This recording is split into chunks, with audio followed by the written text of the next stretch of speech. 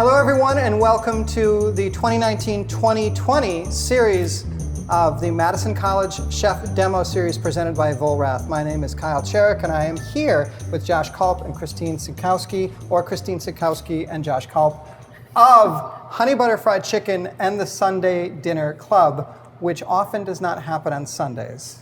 No. Surprisingly enough. Yeah. So, you two are business partners. You are chefs. You went to culinary school together, and that's where you met in Chicago at Kendall College. Not a bad school. But the way that you came into renown within the culinary world, at least in Chicago, was by doing the opposite of what everybody tells you you're supposed to do for success. You basically kept the candle under the basket and said, shh, don't tell anybody. Yes. And yet you're a decade and a half in. Yeah. And you can afford t-shirts. We have fancy t-shirts Yeah. now. We are really You successful. should see our socks. They're pretty cool. That's later. But no, really, explain to me like your path, because Sure. in some brevity, because it does not fit the standard restaurant mold, and Yeah. really in your path, your philosophy that brought you to have the kind of restaurants that you have. Sure. I mean, we love food, I think, is where it starts. Yeah. So, I actually went to school at the University of Wisconsin, Madison. Fell in love with the farmers markets, fell in love with the food scene, but didn't think of food as a career I could pursue. Right. Ended up moving to New York, becoming a teacher. I realized pretty quickly that all I could think about was pizza and fried chicken and cooking. New York City, grade school teacher, right? Yeah, the Bronx in New the York. Bronx, okay. Not stressful at all. No, yeah. Well, Not stressful. many of us eat for stress, so I'm not saying that was your story, but No. So I ended up cooking there for a while. it's mine. Ended up working there for a while. Decided that wasn't the path for me. Yeah. Ended up deciding to go to culinary school in Chicago, Kendall College. That's where I met Christine. So we'll get to you in a second, but already from the get-go, like, this is so contrarian, because you grew up in Chicago, you went to Wisconsin for school, Yes. you moved out to New York, one of the most extraordinary food cities in the world, yet you didn't cook anything, and you didn't even eat exploratively. I ate exploratively. You did, believe okay. me. I ate everywhere, every chance I could get. You came back and went to school again because you hadn't had enough of school. Exactly. I had a master's in teaching, but I needed an associate's degree in culinary arts, so went to Kendall. Yeah. And you grew up in Chicago. Yes, in the suburbs. Okay. For sure. Yeah. I went to college for music business management. Totally different. Where is that even offered? It's a thing. Yeah, okay. I went to It can Columbia. be yours for 40 grand a year, don't worry. For 40 grand a year, you can learn how to work in the music industry and then not do it. Sure. No, I got a management degree from Columbia College. So I went to school downtown Chicago because I really loved music and I used to be a singer, and I just wanted to pursue that, and then quickly realized that it was like an interest, but it wasn't like a career. It wasn't like what I wanted to work in, and had been working in restaurants the whole time to support my way through college. So it was sort of like right in front of my face, and I just couldn't see it. Right. And after college, took a job in the wine industry, selling wine. So like still the restaurant industry. Sort of stepping away. Yeah, I was like, I'm out of the restaurant business forever. Not true. But what I really loved about it was doing food and wine pairings. So it was a natural progression for me to go to culinary school after that experience, and then that's where Josh and I met and became friends and business partners. We were competitors in culinary school.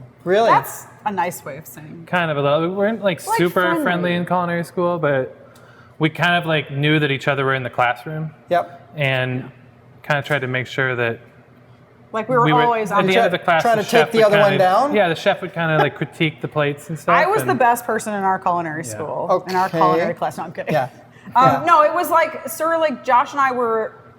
Is it okay to say we were just really good? Yeah. And we were of both course it career is. changers and super. I think that experience, like we knew we wanted to be there. It wasn't like, what do we do for college? Like, where do we go? And you weren't adrift. So this was like, it was this a was choice. the It was reboot. an intentional. Yeah. It was thing, intentional, and so I think that it was like a healthy competition. I think we're always trying to make each other better, and it's like you want to do as best or better than the best person in the class, and so we were very like friendly, competitive in that Like capacity. productive tension, Yeah. basically, Right. which the universe Right. thrives on. Well, and also most of the students, and myself included, didn't have cooking experience in a restaurant. I had like 10 years of front of house experience, but Josh was one of the only ones in our class that actually had worked in a restaurant, so we had a little leg up. Yeah, some little street bit. cred. I Right. held it over people's heads. You He know? did. But I think what was cool too is, I mean, at the time, this is 15, 16 Yeah. years ago, we were in culinary school. There wasn't a big emphasis in local ingredients. not. In my You- experience, yeah, you being were in ahead of the Madison, curve. I was just so kind of connected to it that it was surprising to me. Mm-hmm. And I think Christine and I both were interested in farmers markets, and I think we kind of bonded over that. And then we saw an article sent around by the head of our school about underground restaurants in New York, and we were about to graduate culinary school, and kind of decided to give it a try. We're like, this sounds cool. Let's go Yeah. pirate radio. Let's go and pirate see- radio yeah, and do some dinners in our houses. We both, I think, were very ambitious cooks and knew at the time like that it was going to take a while for us to move up the ranks Right. and move through restaurants. And we're like, well, why do we have to wait? Like, why don't we just start our own thing now? Do you we think did part of work. your maturity was like that? Like, why I don't need Quick- someone to tell me that it's okay. We're just Yeah. going to do it. I mean, we did some of each. We did work Yeah. in restaurants, but I think that one day a week, Sunday, you know, and at first it was just once a month. Yeah, It was for the our Sunday dinner thing. It club. was Yeah. sort of the food that we were interested in, the ingredients that we were excited about. The first dinner we invited our friends, our parents. All the parents. All the parents. There's lots of parents. It's a magical. How many? Yeah. There can only be 4. Well, tops. we There each might have be like divorced 8, depends parents. on Oh, how so you many. can get to Parents. 8 easily. It's like a whole table. It's like a whole 8. Also, possibly incredibly awkward. Yeah, you know. They're very supportive of us. Yeah. Keep the doing focus our- on the food. Right. Yeah. Yeah.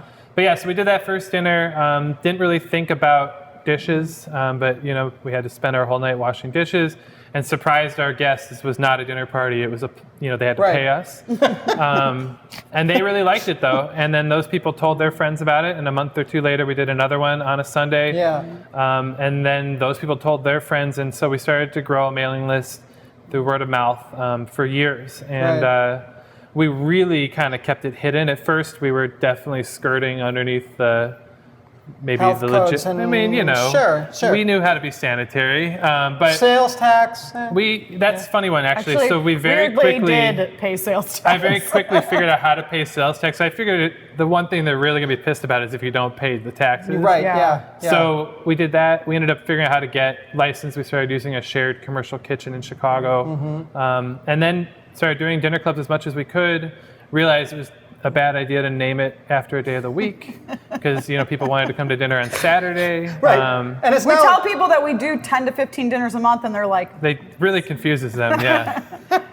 There's only 4 Sundays in Yeah. a month, 5 if but you're it's lucky. about the feeling. Like, one of the Sunday reasons meal. why we named it that was because we liked the feeling. Like, it felt like a Sunday Right, dinner where, right. Yeah. it's the last day of the week, and everyone's slowing down or gearing up for their week again, and just like Families coming families that's together. what's- coming together. And That's what's always fascinated me about your story. One of the things. One is certainly how you were like totally contrarian and went at it backwards, completely backwards, and Totally. successful and very beloved in Chicago. Thank you. Thanks. And the whole seasonal regional thing, which is a major part of your ethos, you literally never wore on your sleeve once. You never, brought in the Edison bulbs and the wood tables and the Yeah. just blah, Yeah. to prove that. But you literally traffic in the most intimate comfort food of people's memories, which is so terrifically risky because you make lasagna and it is not my mother's No. lasagna. Yet this is like, your bottom line. Yeah, and I feel like there's something about, obviously, we've talked about how dedicated we are to the food and making things that are traditional with like our own touches. But like, I think the fact that we served the food in our houses was part of that like intimacy, nostalgia. It's like you're going to someone's house to eat dinner as opposed to like going to a restaurant, but there's still Right. chefs and they're still serving you. Yeah. And I think that is like, it's very woven into the fabric of the Sunday Dinner Club. It's just not the food, it's also the experience and the environment that you eat it in, the fact that you can interact with the chefs and talk to them, and like we're like that barrier is sort of, you Right, break the third fourth wall, fourth wall, right? yeah, Right. Yeah, the coziness. Yeah.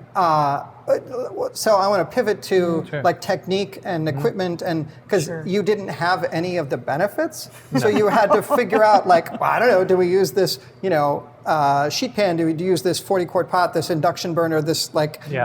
this portable salamander? Like, how did you do that? Yeah, I mean that's what's crazy is we ended up we generally do dinners for about 24 people now, and that's what we've been doing for probably the last 10 years.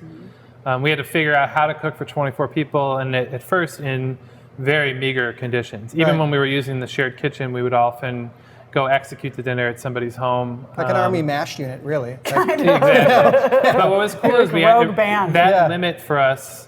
We don't sear, 6-ounce portions of salmon for 24 people at once because we had a home stove. Was it like necessity is the mother of invention? Exactly. So we figured out how to olive oil poach salmon. We figured out how to do things where you could make it in a really beautiful way, but do it for a bunch of people at one moment with very meager supplies. Right, and just like making sure that because we were so limited, of like making sure that we had the best tools, like having a really great pan. Like you don't need 100 pans, you need a really good one. And like having induction was super helpful for us because we didn't have hoods. Yeah. We didn't have these big commercial hoods. Right. Which are awesome, and now we have them and they're amazing. Yeah. But we had to be creative with the small spaces that we had, and just making sure that we had those key pieces of equipment were super important. Little baby deep fryer. Little baby guy. The baby deep fryer is been the cornerstone of our careers. We would not have a honey butter fried chicken. Well, it's the third word in the name of one of your businesses. I mean, it would seem appropriate. Yeah. When we were doing the fried chicken dinners at Sunday Dinner Club, the first dinner that we did, we fried in cast iron pans, cast iron pots on the stove. Sure. That was the first and last time we did that. Yeah. And then we're like, let's get some baby deep fryers. That's like the 1980s Calvin Trillim style of frying chicken. Yeah. And it's great if you're writing a book about it. It's like nothing is more flavorful, maybe. I think it's the way to do it if you're cooking it for you and your family. If you're at home and you have like 2 hours. Yeah. Right. Yeah. But for 24 people, I think that actually one of those first times we did it, we had a bunch of induction burners with the cast iron pots on it, and we were in someone's apartment actually. Oh yeah. And their outlets in the kitchen couldn't handle all the induction burners, and we needed several pots of fryer going. Sure. So I remember having it set up like in this woman's bedroom and like in her bathroom. And on the back porch. On the back porch, so we could be on all the different circuits. Right. Things are better now. That was a long time ago. It also taught us to be able to adapt, and I think that's a super important thing,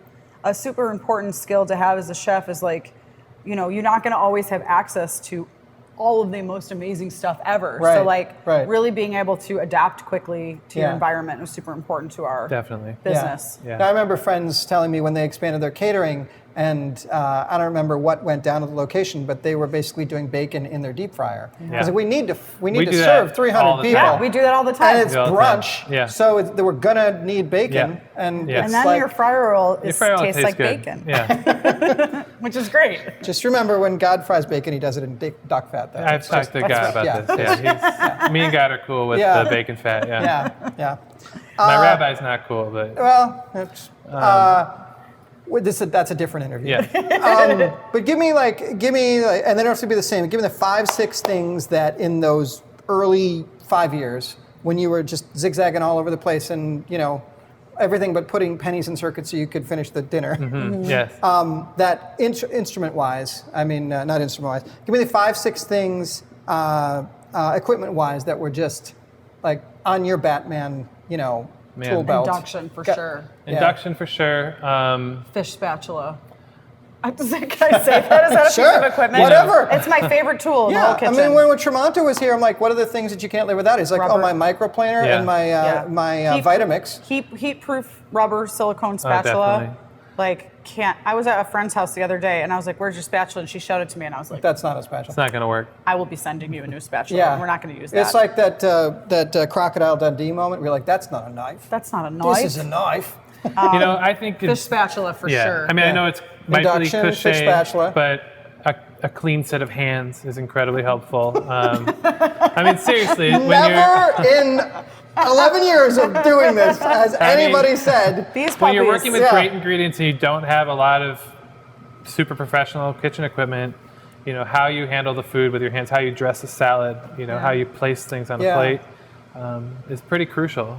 We Nicely done. Thank you. We work with so many great ingredients. We're so lucky to have so many amazing farmers we work with, and for us, it's a lot of times just like, please God, don't screw it up. The stuff is so delicious. Right. Yeah. So, that's my old joke about how do you cook? How does a chef cook delicious food in July in the Midwest? basically salt, butter, and heat. I know, right? Like, People, just I mean, you get wonder out of the way why of the we're ingredients. successful. Out of the We way. have fried and butter and honey all in the same place. Yeah. Yeah, I think, I mean, for me, I think also a great pan, like a cast iron pan, just a heavy Well duty, seasoned. pan that can really be versatile. Because in that pan, you can obviously sear a piece of meat, but you can also braise greens, you can fry an egg, you can do all kinds of important things. We didn't have a blender for a really long time. I think we got our first VitaPrep When we won 5 or Star 6 Chefs. years ago. Yeah. Changes your life, by Which the way. it's like a whole. So Christine and I were lucky enough to be star chefs, rising star chefs for starchefs.com, and they gave us a VitaPrep, and we were like, this is amazing. Yeah. So we were able to start blending. But before finally. that, like our stick blender is a great tool to have, Yeah. and it's mobile, and especially if you don't have the means or the space for a beautiful VitaPrep blender, like stick blender is great. Yeah. When I cook, when we do bigger things, or like when it's like auction out dinner at the home for something, and I agree with you, the induction is like, I mean, because we only have so many burners, is everything, and we'll pop out 2 of them, Vollrath ones, because you can actually dial them into, like you can land on a dime if it were a flying object, and it's amazing. It's incredibly accurate. Yeah, like it's crazy, and that, well, and then they don't generate the heat. Exactly. I mean, obviously from the steam, but like you don't have that burner heat, which helps in a home kitchen too. Because you don't have the and ventilation. you don't have to tie your ears in so much to like the scent and the, you're like, no, that's going to be what it needs to be. Yeah. And I literally do have 2.5 minutes to do this. Exactly. And I can get back to it. How do you lead? Because you're a 2-headed monster, a very adorable one, with 2 restaurants. So how do you lead your crew when, like, is it like mom and dad? And I did that. I think we reverse. finally figured it out. Like, how do you set we the really tone? try not to take on those roles, although I think that especially early on people would joke about mom and dad, and we're like, listen, I know restaurants feel like families, and certainly there is that familial aspect to it, and you're all in it together, and it's really hard, and you feel like they're part of your family, but I was like, I'm not your mom, like I can fire you, right? Like, and the flag outside says that I can fire you anytime. Right, and it's like, well, I'm your boss and I'm your mentor, and that's a different relationship, and so we really do try not to take on that role, those roles, and make ourselves like equal. It doesn't always work, but I think, especially right now, like we've done a lot of executive training and trying to make sure that we're like really strong leaders for people. And that we have clear expectations about what our roles and responsibilities are. But I think clarifying that is incredibly helpful, because I think early on we are co-chefs. We both sign off on every menu. We literally collaborate on dishes and how we're going to execute them. And when we finish them, we both try to taste them, make sure that we're both good with them. So there's a lot of overlap. But then, running the company, I mean, it turns out all the things you dream about in culinary school, like HR and payroll and accounting and stuff like that. That's branding, I'm pretty marketing, sure you branding, didn't marketing, dream about that in culinary school. So we've kind of really, it took us a long time. We've, by default, kind of both taken on certain aspects, but now we've really been trying to codify it. So our team, we have, we started with just 2 of us and a few other friends, and now we have almost 60 employees, and we want them to know where to go. So we've kind of created these trees where I'm responsible from here, and it goes down. So you like bifurcate, like Josh does this and Christine does this, and now we do. People know where the. But we had a lot of failures along the way. Yeah. I mean, I think that's super important to note, is that we were 2 chefs, and although Josh and I, on food, never really butted heads. Like, I think that's one of the reasons why we're really like, good. no, more acid, no, more, or something. No, we Not tend really. to find agreements. We have on a that. similar gift. palates, Yeah. and we have a really good. A lot of people are surprised by that, because obviously we're not married. Yeah. We're friends, and we, a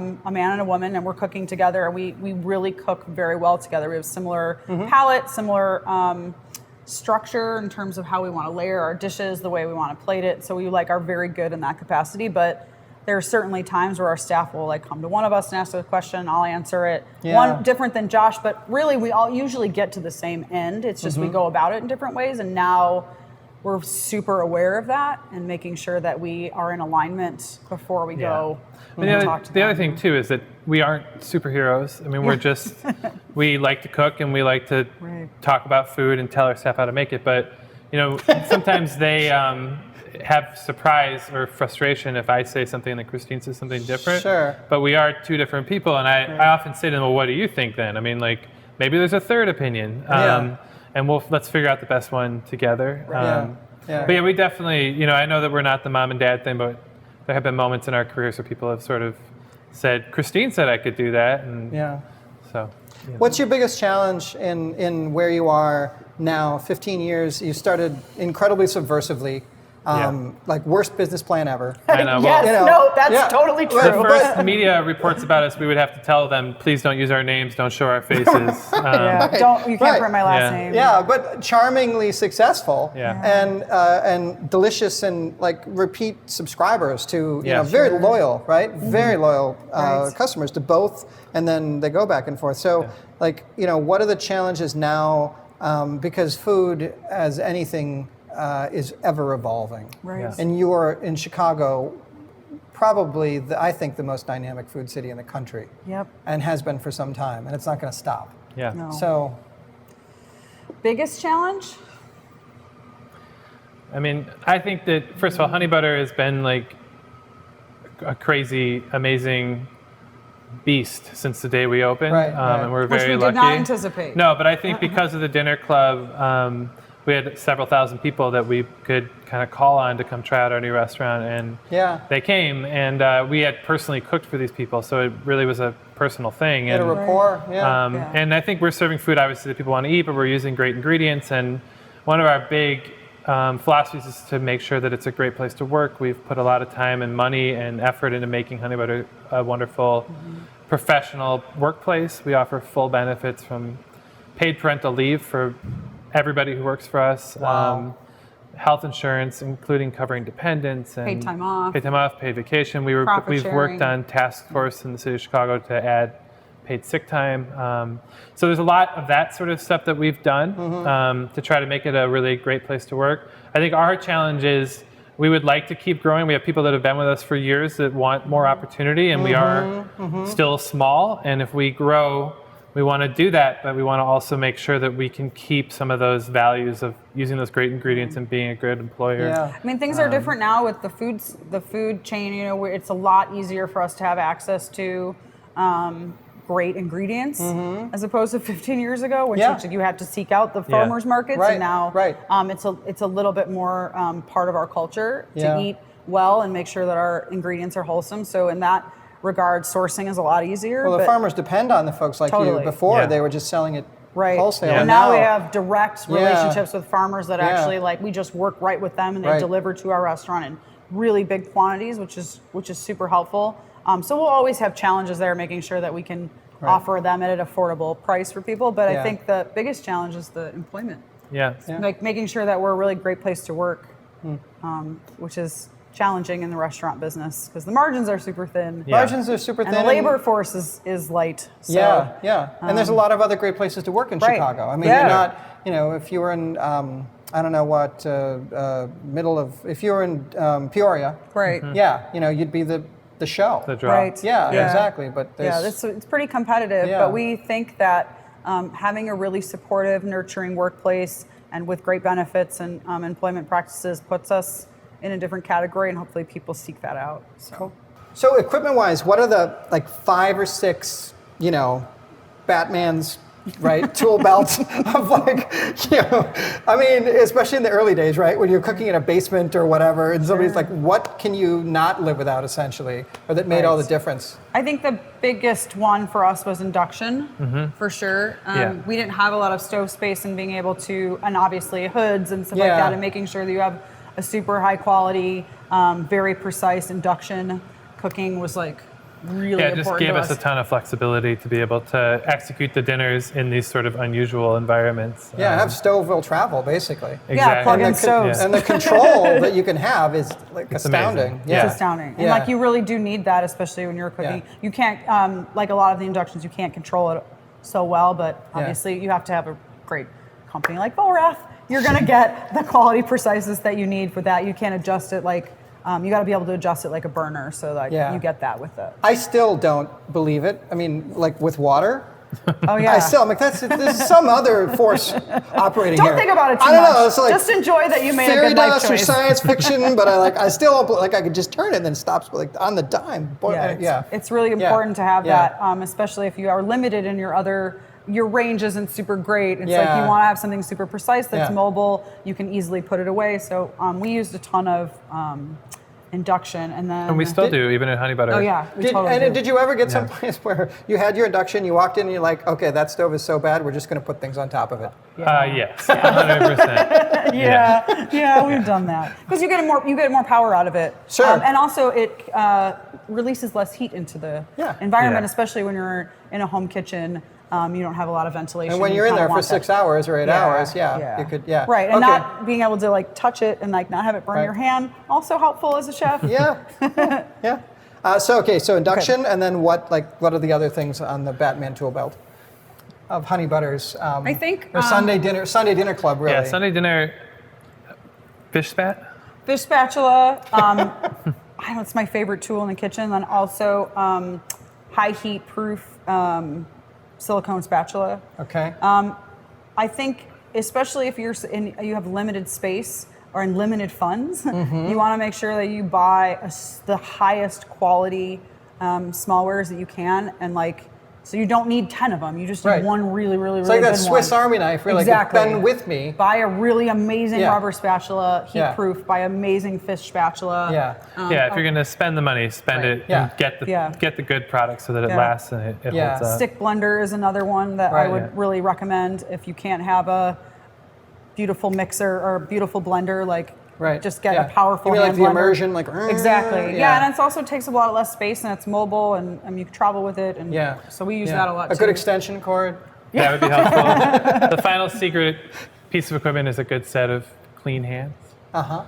Making sure that you really can handle the vegetables really nicely, and we dress our salads really delicately, and we just work with such beautiful ingredients that oftentimes we try not to mess them up too much by manipulating them. So, right. Nice set of bowls. Bowls. We're very simple. Yeah. But high quality. cutting You board. want to make sure it's super high quality. You don't This wanna, question to Tremonto, who, within especially Chicago, a god, right? I mean, he set the standard. One of his first things was great bowls. Great bowl. I mean, it's such a simple, elegant thing, but it's true. Once you mix a big salad or whatever, and it has the right sculptural curve, and it just works intuitively with with our natural ergonomics. You're like, dude, You know what's interesting is a forgotten piece of equipment in cooking is a surface. I know that seems ridiculous, but a lot of times when we're walking around a kitchen, we're trying to find a place to put things, So if we're, having a little bit of room to work is obviously, goes without saying, very important. Yeah.